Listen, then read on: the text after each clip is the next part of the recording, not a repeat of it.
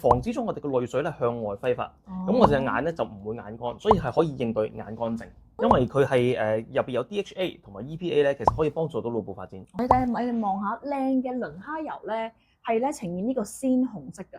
因為咧佢呢個輪蝦油咧係可以喺個血管嘅層面嗰度咧可以做到抗炎。另外咧就係佢可以調整到嗰個血液嘅濃稠度啊。其實就幫助我哋個皮膚面頭鋪一陣嘅油。咁就令到我哋身體入邊嗰啲水分咧冇咁容易揮發，就冇咁容易令到我哋皮膚乾炒炒啦。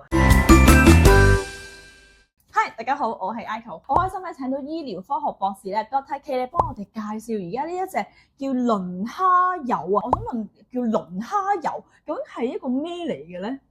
其實咧，佢同魚肝油其實有啲似嘅，因為其實小朋友咧都一定要食㗎啦，因為佢係入邊有 DHA 同埋 EPA 咧，其實可以幫助到腦部發展。咁而家嗰啲小BB 仔啊，去食嗰啲奶粉咧，其實全部人工加落去都要加落去，就係因為要俾佢哋個腦部發展。但係去到5、6歲之後，咁你冇見過啲小學生就去飲奶粉㗎嘛？係冇錯。咁所以就要食一啲 supplement，因為其實5、6歲個腦部發展都未完全，嗱12歲先至完全嘅，咁所以就要食一啲嘅 supplement 去可以補充。以前就會食魚油或者魚肝油啦，其實魚油比較多少少嘅。係，我想問呢個輪蝦油咧同魚油咧對比有咩好？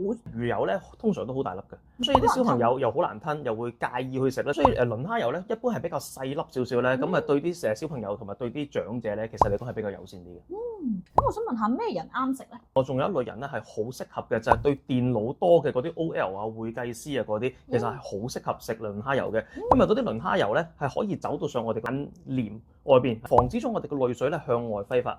咁我隻眼咧就唔會眼乾，所以係可以應對眼乾症。你哋望下靚嘅輪蝦油咧，係咧呈現呢個鮮紅色嘅。通常就咁吞嘅，不過咧而家新嘅保健學說咧，通常都唔中意食膠囊啊，所以就當個香口膠咁咬，一咬噗一聲，入邊嗰啲嘅內含物咧就會出咗嚟啦，然後咬到冇味，就好似香口膠咁樣可以咧得㗎。你中意吞毒都冇問題嘅，我知如果中意我咁樣，好中意食飛魚子咧，佢真係有嗰隻味啊，好有海鮮味。咁如果小朋友3歲以上咧對海鮮冇敏感咧，佢可唔可以食呢一隻咧？都可以食㗎，咁但係 make sure 真係要對海鮮冇敏感咯。咁如果我想問老人家呢個又得唔得咧？老人家當然係得啦，其實對老人家仲好有好處添，因為咧佢呢個輪蝦油咧係可以喺個血管嘅層面嗰度咧可以做到抗炎。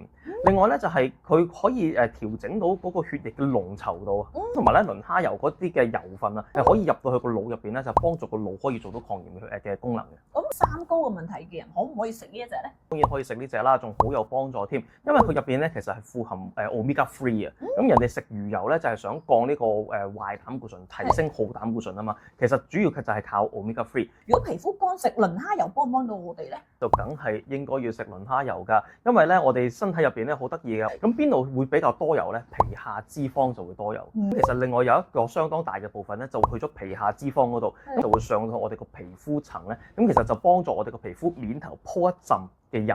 咁就令到我哋身體入邊嗰啲水分咧冇咁容易揮發，就冇咁容易令到我哋皮膚乾炒炒啦。點樣食先係最好咧？我就平常人食嘅話咧，1至2粒就 O K 㗎啦。咁如果真係1粒嘅話咧，就選擇喺臨瞓前食；如果2粒嘅話咧，就最好唔好一齊食，係啦，隔開食。咁我哋就可以建議你早晚咁樣去食嘅。至於係小朋友嘅話咧，因為佢體重始終係偏低啊，所以就1粒就好啦。